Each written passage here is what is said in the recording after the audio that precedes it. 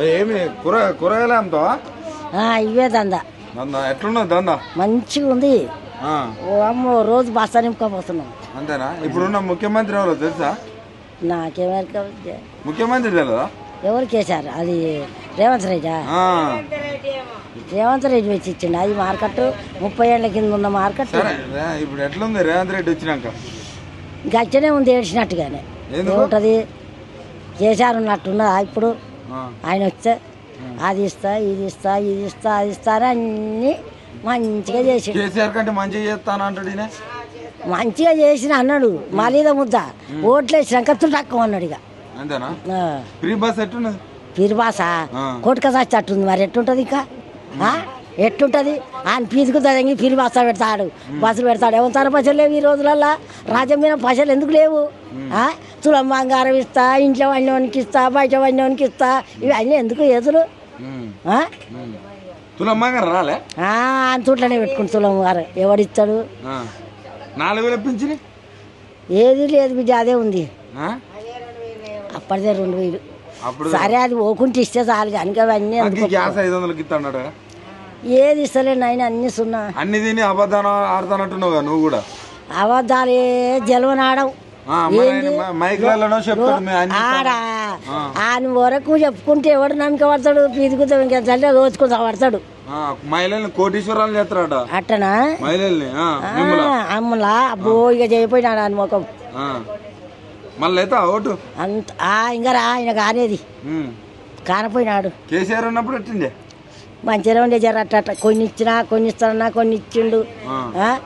అది ఏంటిది కళ్యాణ పథకం ఇచ్చిండు. ప్రసిద్ధ అయిన వాళ్ళకి ఇచ్చిండు. దవాఖానల ఆడు ఏడిస్తుడు. ఆయన ఇచ్చినాయి దవాఖానలు కొన్ని మంచిగా చేసిండు. కొన్ని జాబులు పెట్టించిండు.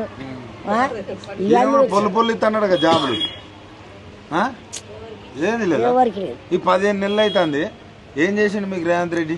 ఏం చేయలే. అనుబంధం నింపుకుంటాము. మరి ఏం చేయలేదు. మరి మైక్లలో అన్ని ఇచ్చిన అంటాడు. చెప్తాడు. చెప్పడానికి నేనైతే చెప్పనా ఇప్పుడు?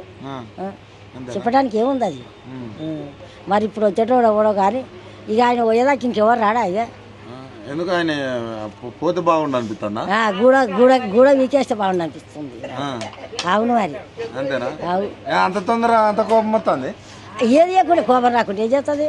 నువ్వు పింఛన్ ఇచ్చినంతే ఇష్టవి. నువ్వు పిరిబాసులు పెడితే నీకెంత రాసు చెప్పు? కాళ్ళు ఇరిగే, చేతులు ఇరిగే, నూక్కునే బడి పిల్లలు ఆలాడ పడుతుర్రు. మగపోర కదా ఆలాడ పడుతుర్రు బిడ్డ.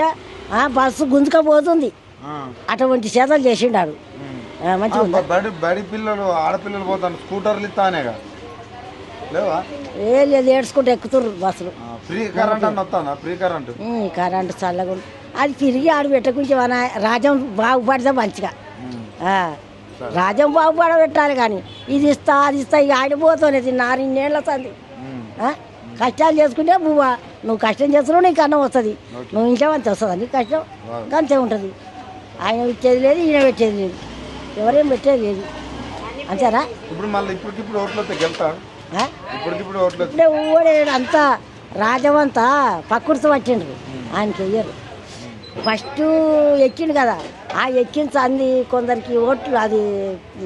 అది రైతు బంధు పడ్డదిగా, కొందరికి మొత్తమే వాళ్ళేదట, మొదలే వాళ్ళేదట. ఇక ఒక్కొక్కసారి వాటికి గుర్తొస్తుందా? మా కేసీఆర్ అన్న చల్లగుండని అని దండం పెడుతుర్రు. మా ఆడ ఏమిట్లా మీటింగులల్లా ఓ గాయలో వచ్చింది. 15 రోజుల కింద వచ్చింది. మా బిడ్డలు దండం పెడుతుర్రు. నేను చూసినా కూడా మా బిడ్డలు ఇక్కడ.